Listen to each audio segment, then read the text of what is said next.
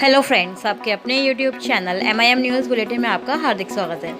7th phase के जितने शिक्षक अभ्यर्थी हैं, चाहे वे बिहार टीईटी, सीटीईटी या फिर एसटीईटी अभ्यर्थी हों, अब सभी की बहाली 7वें चरण में पूरी निश्चित तौर पर ज़रूर हो जाएगी और सभी शिक्षक बनकर विद्यालय में योगदान ज़रूर करेंगे, अवश्य करेंगे। तो ऐसी एक बड़ी खुशखबरी हम कह सकते हैं इस वीडियो में आपके लिए मैं लेकर आई हूँ। साथ ही अलग अलग इन्फॉर्मेशन भी है 7th फेज़ से संबंधित भी और 6th फेज़ के जो शिक्षक अभ्यर्थी हैं जिनका भी चयन हुआ है उनसे संबंधित भी एक बड़ी खबर है। तो वीडियो की जो जानकारी है काफ़ी यूज़फुल आपके लिए होने वाली है। शिक्षा विभाग का पत्र भी आया है, साथ में सोशल मीडिया पर ट्विटर पर भी उन्होंने जानकारी देते हुए ये चीज़ें क्लियर की हैं। तो इसलिए वीडियो को आप एंड तक ज़रूर देखें। चैनल पर पहली बार आए हैं तो सब्सक्राइब अवश्य कर लें। सबसे पहले बात करते हैं जो शिक्षा विभाग का जो पत्र है उसके बारे में। जैसा कि आप लोग जानते ही हैं कि अलग अलग ज़िलों से कार्यालय से, जिला शिक्षा पदाधिकारी के कार्यालय से या फिर जो दूसरे कार्यालय हैं शिक्षा विभाग के DPO DEO ऑफिस, हर तरफ से जो है लेटर जारी किए जा रहे हैं रिक्तियों की गणना को लेकर या फिर जो नवनियुक्त शिक्षक हैं उनकी वेतन भुगतान से संबंधित जो भी सेवा पुस्तिका एवं अन्य चीज़ों का जो निर्माण करवाना है उन चीज़ों को लेकर लेटर जारी हो रहे हैं। और आगे 7वें चरण की जो तैयारी है रिक्तियों की गणना को लेकर चल ही रही है। लगभग हर जिले से लेटर जो है जारी हो चुका है। वहीं हमने देखा कि बक्सर के अनुमंडल कार्यालय ने सब डिवीज़न ऑफिस से एक जो इम्पॉर्टेंट लेटर हम कह सकते हैं 7th फेज़ के लिए सामने आया है, जिसका जो विषय है पहले आप ये देखिए क्या लिखा गया है। यहाँ पर लिखा है कि अन्य राज्यों के व्यक्ति एवं महिलाओं का बिहार राज्य का स्थायी निवास प्रमाण पत्र निर्गत नहीं करने के संबंध में। तो यानी कि जो बाहर के राज्य के अभ्यर्थी हैं उनके लिए अब प्रमाण पत्र बिहार का निवासी का बनवाना अब बिल्कुल ही मुश्किल लग रहा है, क्योंकि जैसे बक्सर ज़िले के सब डिवीज़न ऑफिस ने कदम उठाया है वैसे ही पूरे बिहार में होने वाला है।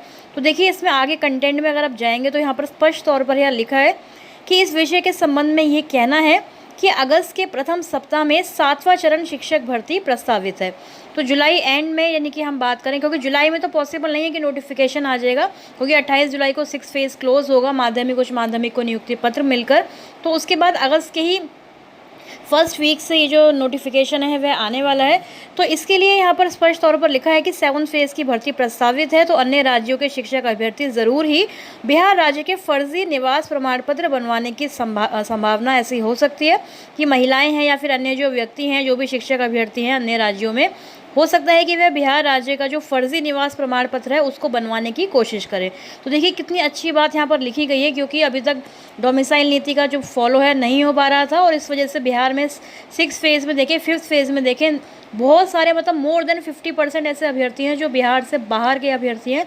तो इस वजह से यहाँ के राज्य के जो अभ्यर्थी हैं वह नौकरी से वंचित रह रहे थे।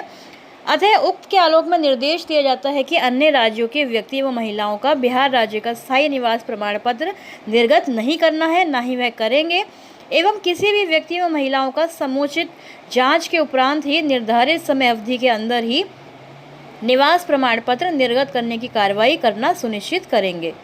तो देखिए ये बहुत एक बड़ा लेटर जो है 7th फेज़, हालांकि ये SDM ऑफिस से निकाला गया है, लेकिन ये केवल शिक्षक भर्ती को ध्यान में रखकर ही, क्योंकि शिक्षक भर्ती अगस्त में ज़रूर स्टार्ट होने वाली है, अधिसूचना जारी होने वाली है, क्योंकि रिक्तियों की गणना आदि की बातें चल ही रही हैं। तो इन्होंने क्लियरली यहाँ पर लिख दिया है कि शिक्षक भर्ती प्रस्तावित है, तो शिक्षक अभ्यर्थियों को फर्जी प्रमाण पत्र बनवाने से रोका जाए। और यहाँ पर अगर ऐसा हो रहा है तो हर ज़िले से देखिए इस तरह की खबरें आएंगी और फिर पूरे बिहार में देखेंगे आप कि 7th फेज़ में केवल वही अभ्यर्थी अप्लाई करेंगे जो बिहार के स्थायी निवासी होंगे। तो चाहे आप बिहार TET आपने क्वालिफाई किया है 2017 में या उससे पहले, अगर आपका चयन 6th फेज़ में नहीं हो पाया तो बिल्कुल भी आप टेंशन ना लें, निश्चिंत हो जाएं, क्योंकि आपका चयन इसीलिए नहीं हो पाया क्योंकि बाहर के राज्यों के अभ्यर्थियों के ज़्यादा मार्क्स से और वह आपको जो सीट है वह लेकर चले गए 6th फेज़ में। लेकिन इस बार ऐसा नहीं होगा, यदि केवल बिहार राज्य के निवासी ही इसी तरह से अप्लाई करेंगे 7th फेज़ में तो देखेंगे आपकी जितनी सीटें हैं उतने ही अभ्यर्थी यहाँ पर मिलेंगे और सभी की बहाली सुनिश्चित हो सकती है, चाहे वे सीटेड ही क्वालिफाई क्यों ना हो। और SCD अभ्यर्थियों के आंदोलन की बात भी कर ले, देखिए उनका आंदोलन तो चल ही रहा है, पटना में धरना पूरा चल रहा है इस गर्मी में भी। और कल पुष्पम प्रिया चौधरी जो है प्लूरल्स पार्टी की, वह भी उनसे मिलने आई थी। आज भी अलग तरीके से मुंडन करके जो है अभ्यर्थी प्रदर्शन कर रहे हैं, अपना विरोध जता रहे हैं, सरकार के खिलाफ नाराज़गी जाहिर कर रहे हैं।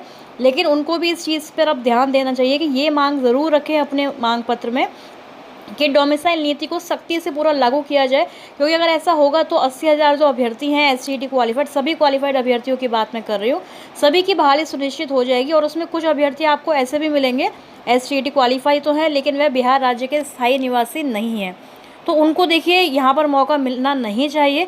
क्यों? क्योंकि वह बिहार के बाहर के जो निवासी हैं, तो इसलिए केवल बिहार राज्य के अभ्यर्थियों के लिए अगर ये नौकरी निकालती है सरकार, डोमिसाइल नीति का पूरी तरह से पालन करती है, तो सभी की बहाली सुनिश्चित हो जाएगी, किसी को भी प्रॉब्लम नहीं होगी। दूसरी तरफ एक और महत्वपूर्ण जो पंचायती राज विभाग की तरफ से आदेश जारी हुआ है, उस पर भी एक बार नज़र डालते हैं। ये भी जो है 6 और 7 फेज़ के अभ्यर्थियों से ताल्लुक़ रखता है। देखिए यहाँ पर लिखा गया है कि पंचायती राज विभाग के नियंत्रणाधीन विभिन्न जिलों में पदस्थापित जिला पंचायत राज पदाधिकारियों को अपने कार्य के अतिरिक्त अपर मुख्य कार्यपालक पदाधिकारी जिला परिषद का प्रभार भी दिया जाता है। तो इससे अब यह लग रहा है कि जो नवसृजित इकाइयाँ हैं उनमें भी छठे चरण के तहत काउंसलिंग करवाई जा सकती है। तो 6 फेज़ में देखिए बार बार ये मांग उठ रही थी कि नवसृजित जो नियोजन इकाइयाँ हैं नवगठित, उनमें भी काउंसलिंग कराई जाए, तो उसके लिए जो अतिरिक्त भार है ये दिया गया है। लेकिन 7 फेज़ पर इसका असर पड़ सकता है, क्योंकि अगर एक और काउंसलिंग सरकार करवाती है 6 फेज़ की प्राइमरी की, तो फिर से वही शेड्यूल निकालेगी कब काउंसलिंग की कार्रवाई पूरी होगी। तो 7 फेज़ को सरकार कहीं और ज़्यादा डिले ना करे, बस यही लग रहा है इस लेटर से। तो ये देखिए आदेश दिया गया है, प्रधान सचिव हैं पंचायती राज विभाग के मिहिर कुमार सिंह, उनकी तरफ से, और इस पर प्रस्ताव पर सक्षम प्राधिकार का अनुमोदन प्राप्त हुआ है। तो हो सकता है कि छठे चरण के तहत यहाँ पर एक और काउंसलिंग का राउंड कराया जाए। शिक्षा विभाग का जो ऑफिशियल ट्विटर हैंडल है उसकी तरफ से अभी थोड़ी देर पहले ट्वीट करके ये जानकारी दी गई है कि जो नव नियुक्त 44,000 से अधिक प्राथमिक शिक्षक हैं उनका वेतन भुगतान जल्द से जल्द किया जाएगा। तो देखिए ये बैनर एक तरह से आप कह सकते हैं शिक्षा विभाग की तरफ से खुद ट्वीट करके यहाँ पर ऑफिशियली बताया गया है। तो इससे ये जो नए शिक्षक बने हैं 6 फेज़ में 42-44,000 जितने शिक्षक हैं, इनको जो वेतन भुगतान होगा देखिए अब ज़रूर ही हो जाएगा। ये आदेश जो है अब इसका जो न्यूज़पेपर कटिंग्स का एक पूरा बैनर बना के शिक्षा विभाग ने ऑफिशियली ट्वीट किया है। तो इससे अब ये जो नवनियुक्त शिक्षक हैं निश्चिंत हो सकते हैं कि अब जल्द ही इस पर कार्रवाई होगी। जहाँ पर भी नियोजन इकाइयों द्वारा अभी तक ये लेटर जारी नहीं किया गया है, अब हर तरफ से देखेंगे आपके पत्र जारी होंगे। जैसे कि हमने देखा कि शेखपुरा, मधुबनी, इन जगहों से काफ़ी शिकायतें आ रही थी कि जिला शिक्षा पदाधिकारी इनएक्टिव हैं, लेकिन यहाँ पर भी देखिए पत्र जारी हुआ जहाँ पर विषय यही था कि विद्यालय में पदस्थापित नवनियोजित शिक्षकों का यूएएन खाता खोलने हेतु आवश्यक कागजात उपलब्ध कराने के संबंध में। तो देखिए जब एक्टिव होता है डिपार्टमेंट तो पूरी तरह से सारे जो अधिकारी हैं सभी एक्टिव मोड में आ जाते हैं। जब आप देखते हैं कि शिक्षा विभाग की तरफ से ऑफिशियली कोई अनाउंसमेंट की जा रही है, कोई डेडलाइन दी जा रही है, तभी जो बिहार के डीईओ हैं, डीपीओ हैं और अन्य जो अधिकारी हैं एकदम से एक्शन में आते हैं और तुरंत ही एक के बाद एक लेटर जो है जारी होते हैं। तो कागजात उपलब्ध कराने के संबंध में ये जो लेटर है जारी हुआ है। वहीं मधुबनी से भी हमने देखा था कि एक पत्र जारी हुआ था कल, जहां पर रिक्ति की गणना से संबंधित प्रतिवेदन के साथ 11 जून को पूर्वाह्न 11:30 बजे आहूत बैठक में उपस्थित होने के संबंध में। तो देखिए रिक्तियों की गणना के लिए बैठक भी कराई जा रही है। बहुत अच्छी एक पहल है मधुबनी के जो डीईओ हैं उनके द्वारा, ताकि किसी भी प्रकार की कोई भी त्रुटि ना रह जाए। हिंदी, संस्कृत, अंग्रेजी, उर्दू सारे ही देखिए विषय यहाँ पर अगर आप लेटर को ध्यान से जूम करके पढ़ेंगे तो यहाँ पर मांगे गए हैं। क्योंकि आपको बताया था ना कि प्रधानाध्यापक कई बार रिक्तियाँ नहीं भेजते हैं, तो ये सारी चीज़ें भी लाइमलाइट में लाने की बहुत ज़्यादा ज़रूरत है कि जितनी भी रिक्तियाँ हों सभी जो हैं भेजी जाएं, ताकि पूरी तरह से कैलकुलेट करके जो अभ्यर्थी हैं उनकी बहाली ज़्यादा से ज़्यादा की जाए। तो इस वीडियो में फिलहाल इतना ही। 7 फेज़ की कोई भी अगर लेटेस्ट अपडेट आती है आपके साथ शेयर करने की पूरी कोशिश करेंगे। इसके लिए आप हमारे चैनल पर बने रहें, सब्सक्राइब करें MIM न्यूज़ बुलेटिन को, वीडियो को लाइक करें, शेयर करें अपने साथियों के साथ। इस वीडियो में फिलहाल इतना ही। Thank you for watching.